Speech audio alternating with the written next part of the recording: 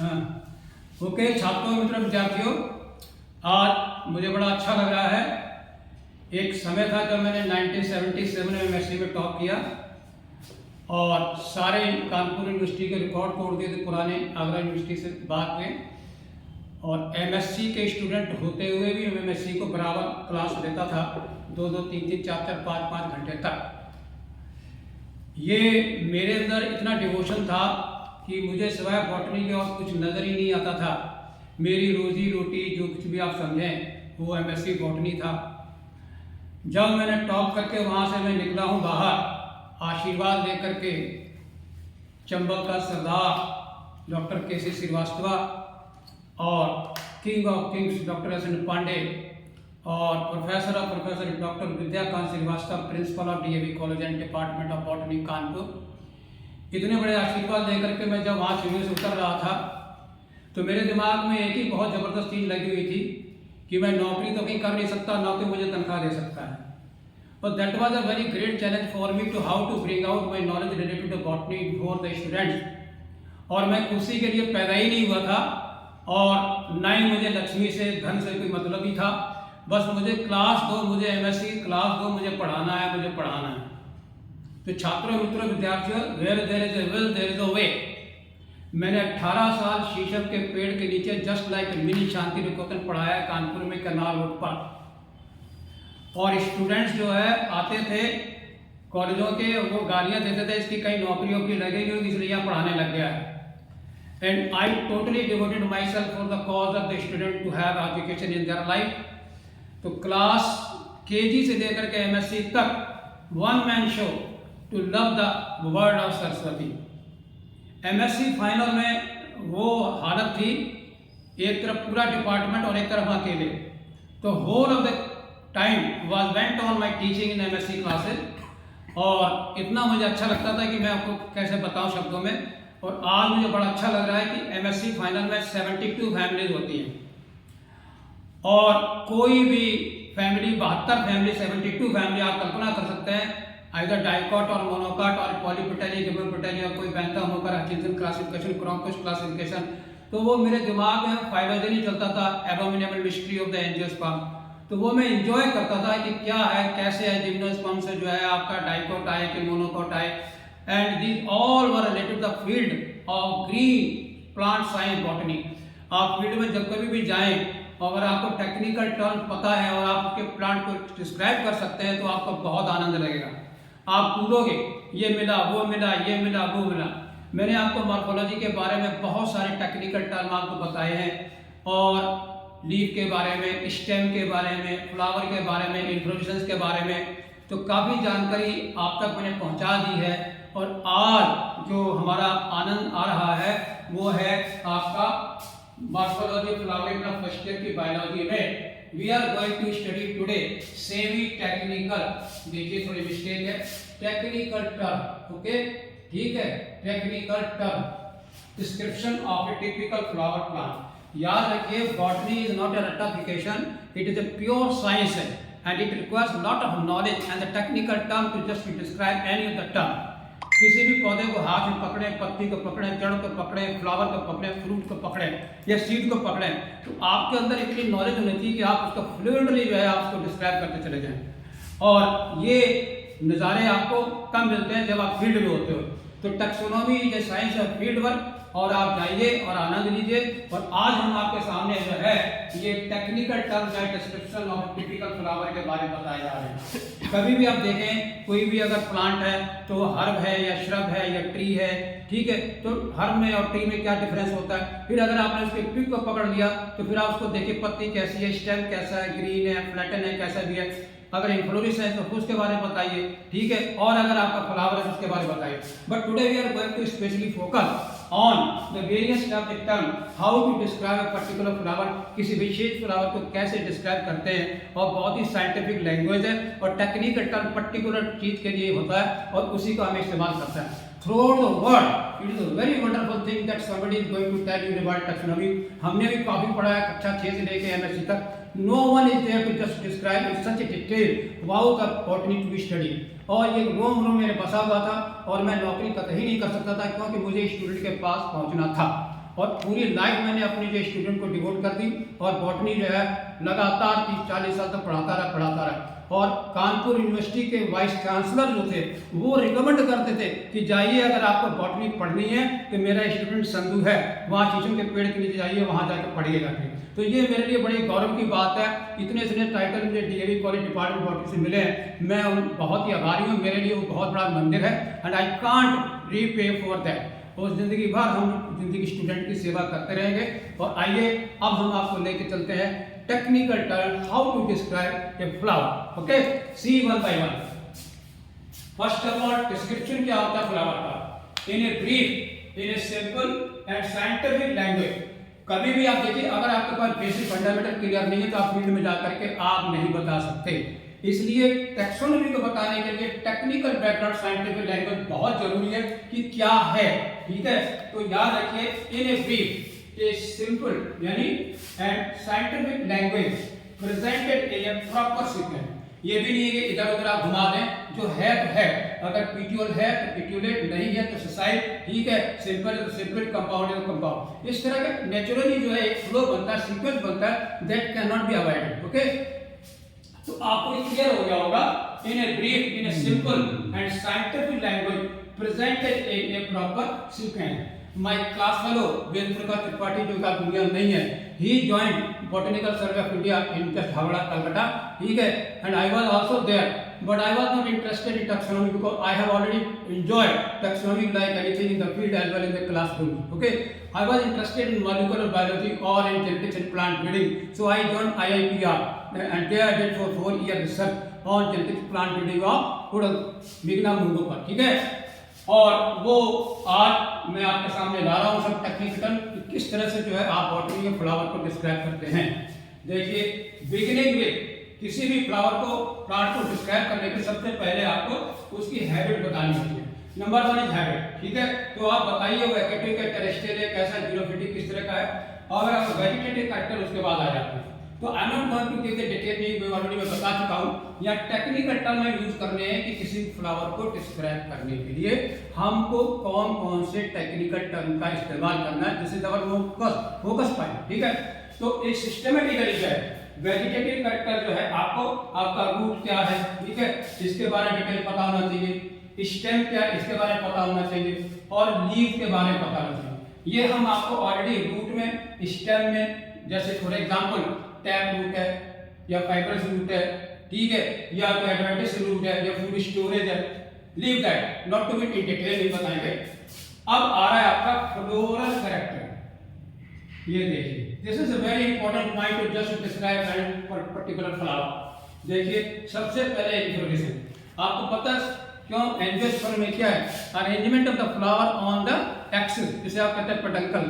तो इन्फ्लोरेसेंस के बारे में आपको काफी जानकारी होनी चाहिए कि वो रेसिमोज है या साइमोज है, तो वो भी मैं आपको डिटेल में नहीं बताऊंगा। तो सबसे पहले आपको टेक्निकली इन्फ्लोरेसेंस के बारे में बताना है, ठीक है। उसके बाद आपका अगला नंबर आता है फ्लावर। फ्लावर भी जो है ये बहुत ही बड़ी नेचर की बहुत बड़ी गिफ्ट है। अगर उसके पास पेडिसल है तो पेडिसलेट है, नहीं है तो सिसाइल है, ठीक। अगर और सेक्स ऑर्गन है तो आप उसको कंप्लीट कहेंगे, या अगर इनकम्प्लीट है तो वो भी टेक्निकल टर्म आपके फ्लावर के बारे में आपको बताएंगे। तो उसकी सिमेट्री बताइए, उसकी पोजीशन बताइए, तो वो भी मैं आपको बता चुका हूँ। आज मैं फोकस करना technical term how to describe and how to use the particular symbol. तो हमारा मेन टारगेट जो है वो हमारा सिंबल पर है, किस पर्टिकुलर सिंबल को क्या इंडिकेट करते हैं, क्या रिप्रेजेंट करते हैं, वो हमारा टॉपिक है, ठीक है। आइए फ्लोरल पार्ट। तो आपने इन्फ्लोरेसेंस के बारे में जानी, फिर फ्लावर के बारे में बताया। फ्लोरल पार्ट में आपके सामने आपके देखिए कैलिक्स आता है, कोरोला आता है, एंड्रोशियम आता है, गायनेशियम। ऑलवेज रिमेंबर मेजर जो है वो आपके 4 पार्ट्स हैं। जैसे कि मैंने आपको बताया था, आउटर मोस्ट वर्ग कैलिक्स, इनर मोस्ट जो है आफ्टर कैलिक्स कोरोला। तो ये दोनों जो है ये एक्सेसरी वर्ग है, ये भी मैं आपको बता चुका हूं, ठीक है। और ये एंड्रोशियम है, ये रिप्रोडक्टिव ऑर्गन है, एसेंशियल पार्ट है, male represented by androecium and female by gynoecium. तो ऑलवेज रिमेंबर फ्लोरल पार्ट में 4 पार्ट्स हैं, ठीक है, ये आपको बताना है, पहले ये बताएं, फिर ये बताएं, फिर ये बताएं, जानते हैं, ठीक है। इसके बाद आपका आता है फ्लोरल डायग्राम। कभी भी आप बनाएंगे तो आप देखा होगा कि एंटीरियर साइड क्या है, पोस्टीरियर साइड क्या है। तो जब भी आप फ्लोरल का डायग्राम बनाते हैं तो उसमें हम शो करते हैं कि पोजीशन हमारी relevant to each member of a particular whorl, calyx, corolla क्या, एंड्रोशियम क्या करना, वो हमको अगले वाले लेक्चर में आपको बताएंगे कि किस तरह से फ्लोरल के डायग्राम को बनाया जाता है और किस तरह से फ्लोरल फॉर्मूले को लिखा जाता है। टैक्सोनॉमी जो वंडरफुल टेक्निकल टर्म की कहानी है और इसको आपको साइंटिफिक लैंग्वेज यूज करना है, अपनी तरफ से आप कोई वर्ड ऐड नहीं कर सकते, ठीक है। आइए let us see what are the important taxonomical symbols are used. बिल्कुल फिंगर टिप्स पर आपको याद होना चाहिए। लेट अस सी, मैंने आपको करेक्ट करके बताया यार, 21 सिंबल्स आर देयर, ठीक है, कोई रट्टाफिकेशन नहीं है और बड़े प्यार से आप फ्लावर को पकड़िए और देखिए। अगर उस फ्लावर में पेटिसल के नीचे very close to node base पर कोई लगी हुई पत्ती या पेंडल लगी है तो वो होता है ब्रैक्ट। अगर उसमें ब्रैक्ट है तो आप उसको ब्रैक्टिएट कहोगे। फॉर एग्जांपल देखिए, यहाँ पर आपको मैं ड्रॉ करके दिखा रहा हूँ, ये देखिए, ये देखिए, ये आपका पेडिसल है और ये है आपकी ब्रैक्ट। अगर ये ब्रैक्ट है तो आप कहोगे ब्रैक्टिएट। अगर ब्रैक्ट नहीं है, लोकेट करिए, पता लगाइए, तो आप क्या कहोगे, ई ब्रैक्टिएट, ठीक है। इसके बाद आपका अगला सिंबल जो आ रहा है, रिमेंबर ब्रैक्ट, बी आर छोटी और ई ब्रैक्टिएट, ठीक है। और अगला वाला सिंबल आ रहा है मेल। तो अगर आप उसको फ्लावर को देखिए, उसमें स्टामेन है, गायनोशियम है, अगर दोनों हैं तो क्या कहोगे, अगर एक ही स्टामेन है तो क्या कहोगे, अगर केवल एक ही सेक्स है तो आप यूनिसेक्सुअल कहोगे, अगर वो यूनिसेक्सुअल है तो वो मेल है या फीमेल है। तो now see the symbol, male को रिप्रेजेंट करते हैं इस सिंबल से, ठीक, that is represent by this symbol, okay. और फीमेल को रिप्रेजेंट करते हैं गोला बना के प्लस और उसे बनाते हैं एरो। ये दोनों फर्क है।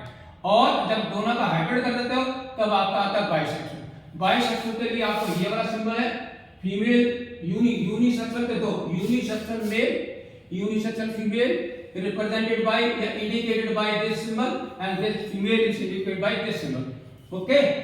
बाइसेक्सुअल का मतलब इसमें आपका मेल भी है और फीमेल भी है, स्टैमेन भी है, गायनोशियम। इसके केस में क्या केवल स्टैमेन है। मैं एग्जांपल नहीं बताऊंगा आपको, बाद में हर फैमिली के बारे में बताएंगे डिटेल में। और मेल स्टैमेन ओनली और इसमें क्या है, गायनोशियम ओनली, ठीक है। बाइसेक्सुअल में क्या होगा, उसमें दोनों होंगे, यानी स्टैमेन भी होंगे और गायनोशियम कार्पेल भी होगा, ठीक है। तो आपका ये भी गया, ये भी गया, ये भी गया, ये भी गया, ठीक है। और इस तरह से जो है आप आगे आइए।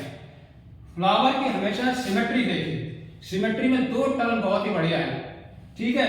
आपको याद होगा सिमेट्री जब मैंने फ्लावर आपको पढ़ाया था तो आपको बताया था कि अगर आप फ्लावर को किसी को एक वर्टिकल लाइन से पासिंग थ्रू द सेंटर आपको डिवाइड करते हैं, अगर वो बराबर बराबर 2 भागों में एक से ज्यादा बार, 2 बार, 3 बार, 4 बार होता है तो आप उसको एक्टिनोमॉर्फ कहते हैं। तो मुझे यहाँ डिटेल नहीं बताना है। एक्टिनोमॉर्फ का सिंबल जो है वो ये है, गोला यानी सर्किल एंड प्लस का sign. Here we are concern with the symbol, यानी एक्टिनोमॉर्फिक रिप्रेजेंटेड बाय या indicated by this symbol and zygomorphic as in case of Fabaceae क्या है, ये है vertical line, horizontal, oblique and then 2 points, ठीक। ये आपका जाइगोमॉर्फिक। तो ये भी पॉइंट आपके लिए होगा, आपका bracteate, ebracteate, male unisexual, unisexual female, bisexual, both that actinomorphic, zygomorphic. और एक और मैंने आपको बताया सिमेट्रिक, एसिमेट्रिकल फ्लावर, वो आपका होता है कैनाइन, ठीक है। They can not be shown by either actinomorphic और जाइगोमॉर्फिक। तो वो जो है ऐसे कर रिंग में लगे होते हैं। तो हम आपको 8 नंबर इपिकैलिक्स के बारे में बता रहे थे। हमेशा अगर आप ये कि जब भी कोई आपके प्रोफेसर या लेक्चरर्स आपके सामने पढ़ा रहे हैं टैक्सोनॉमी, बी सीरियस, तो वो बड़ी मेहनत करके जो आपको सारे टेक्निकल टर्म बताते हैं तो उनको बड़े ध्यान से उसको सुने। इसलिए फिर से देखे, इपिकैलिक्स जो है वो अदर देन कैलिक्स में छोड़, उससे पहले एक छोटी सी वर्ग होती है, उसे हम कहते हैं इपिकैलिक्स, जो कि आपकी मालवेसी पाई जाती है। एंड नंबर यूजुअली K5 होता है, तो इनकी संख्या जब मोर देन 5 होती है, 7, 8, 9, जैसा कि मालवेसी होता है, अदर देन कैलिक्स, और उसके पहले लगे होते हैं कैलिक्स के, उसको epicalyx, okay. Now the outer most word आपकी आएंगे कैलिक्स। फोकस करिए, फ्री अगर सेपल फ्री हैं तो आप टर्म यूज सिंबल यूज करेंगे पॉली से पहले, ठीक है, क्योंकि इसके साथ आपको जोड़ना नहीं है। उसके बाद 10 नंबर में आइए, सिंबल क्या है, कैलिक्स यूनाइटेड। अगर कैलिक्स यानी सेपल आपस में जुड़े हुए हैं तो आप यूज करेंगे gamosepalar. Remember, poly means free sepal and gamo mean united sepal, ये भी आपको याद रखना है। 11 नंबर देखिए corolla, second accessory word corolla. अगर आपके पेटल फ्री है, कोरोला फ्री कहेंगे तो उसको हम कहेंगे पॉलीपेटलर। जैसे कहते हैं कोरोला C5 पेटल 5 फ्री, तो क्या कहोगे, पॉलीपेटलर। अब आ रहा आपका कोरोला 12 नंबर, ये क्या क्रॉस्ड है, यानी जो पेटल है वो एक दूसरे के क्या क्रॉस पर, ठीक। जैसे कि आपकी ब्रेसिकेसी फैमिली का ये बहुत ही डिस्टिंक्टिव फीचर है, cross type Corolla is found in cruciform type also in Brassicaceae या क्रूसीफर, ठीक है। रिमेंबर क्रॉस टाइप, ठीक है। और इसके बाद कोरोला जो है आपस में इंडिकेट ब्रैकेट के द्वारा कर रहे हैं, ये क्या है, यूनाइटेड। अगर पेटल आपस में यूनाइटेड हैं तो हम इस सिंबल के लिए क्या कहते हैं, गैमोपेटल, ठीक है, क्यों, it is shown by United. अब कभी-कभी क्या होता है कि कैलिक्स और कोरोला क्लियर नहीं होते हैं, नहीं कलर नहीं दिखाई दे रहा है, दोनों हरे हरे सब दिखाई दे रहे हैं सारे, तो ऐसी स्थिति में हम कहते हैं perianth. Remember, when there is no distinction of calyx and corolla, जब हम कैलिक्स कोरोला का विभाजन नहीं कर पाते हैं तो वहां पर हम पेरियंथ वर्ड यूज करते हैं, और पेरियंथ की यूनिट होती है टैपल होती है, जैसा कि लिलियेसी, ठीक है। अब क्या देखें, as is symbol for male reproductive whorl, यानी एंड्रोशन को रिप्रेजेंट करता है ये। और अगर ये फ्री है, किसी के साथ जुड़े हुए नहीं है, तो उसको कहते हैं एंड्रोशियम फ्री, या टर्म यूज करते हैं पॉलीएंड्रस, ओके। यानी A5 है तो कोई सिंबल नहीं लगा, लंबा हुआ सा, तो क्या पॉलीएंड्रस। अब ए के साथ अगर ब्रैकेट लगा दिया, आपने इंडिकेट कर दिया है, तो एंड्रोशियम क्या है, यूनाइटेड हो गया, ठीक है, आपस में यूनाइटेड है। जैसे आपने देखा होगा मोनोइड अल्फा डाइहेड्रल, ऐसी कंडीशन आ जाती है, एंड्रोशियम को ऐसे कर देते हैं, ठीक। अब अगला टर्म आ रहा है आपका बहुत ही बढ़िया, समटाइम्स व्हाट हैपन, स्टैमन जो है अगर किसी दूसरे जुड़े हुए हैं, तो यहाँ पर दो कंडीशन आपको बताएंगे। अगर हमारे स्टैमन किसी टैपल से जुड़े हुए हैं और या पेरिस से जुड़े हुए हैं, तब आप यूज करेंगे एपीफिलर। बहुत ही नीट के सवाल है, टेक्निकल टर्म है, आपको जरा भी हल्के में लीजिएगा, ये लिलियेसी में होता है। तो स्टेटमेंट वो बनाएगा कि जब no distinction of K and C for the term is used, तब आपका आता है पेरियन, और ए जो है इंडिकेट कर रहा है कि मैं पी पर जुड़ा हुआ हूं, एपीफिलर, यानी mean stamen United with the पेरियन और टैपल। नेक्स्ट देखिए एपीफिलर, इसका मतलब क्या है, स्टैमन अटैच्ड टू पेटल, ए की तरफ से सी को, ए से पी को, इसे कहते हैं एपीफिलर कंडीशन। जैसे आप मार्गशीर्ष वगैरह में देखते हो। अब आ रहा लास्ट में आपका कार्पल। गायलेशन is a symbol for female verb, ठीक है, जो कि कार्पल को रिप्रेजेंट करता है। और अगर उसके साथ कोई और नंबर डाला है, तो अगर हम यहाँ पर 2 लिखेंगे तो ये क्या है, इसका मतलब है बाई कार्पलरी फ्री। और अगर फ्री कार्पल एक में जुड़े हुए नहीं है तो उसे हम कहते हैं एपोकार्पस, यानी फ्री कार्पल का free, they are not united with each other. अब अगर वो जी के इंडिकेट करता है, ब्रैकेट लगा रहा है, इसका मतलब क्या है, कार्पल जो है यूनाइटेड है। और इसके लिए टर्म क्या यूज करते हैं, सिड कार्पल, ठीक है। अब यहाँ पर देखिए बाई कार्पलरी तो जुड़े हुए आपस में, तो आराम से हम उसको ब्रैकेट में कर देते हैं, ठीक है। इसका मतलब क्या है, अब यहाँ देखिए बाई कार्पलरी, ये देखिए जुड़ा, तो ये ब्रैकेट जो है आपको इंडिकेट कर रहे हैं संख्या, तो यहाँ का मतलब है बाई कार्पलरी सिड कार्पल, तो इसके लिए जुड़े हुए यानी यूनाइटेड है, ओके। तो ये भी आपका गया और ये भी आपका गया। अब गायनोशियम के नीचे अगर लाइन है, अक्सर एक ऐसा फॉर्मूला दिया जाता है जिसमें तरह तरह से अलग अलग टेक्निक से उसको रिप्रेजेंट करते हैं, कौन सा करेक्ट है। अगर जी के नीचे डंडा है तो सुपीरियर ओवरी है, यानी गायनेशियम हमारा सबसे टॉप पर है, बाकी सारे नीचे है, तो ओवरी को क्या कहते हैं, सुपीरियर कहते हैं। एंड द लास्ट वो है आपका गायनेशियम के ऊपर लाइन खींची हुई है, ठीक है। इसका मतलब है कि गायनेशियम के ऊपर लगे हुए हैं, इसका मतलब इंफीरियर ओवरी होता है, ठीक है।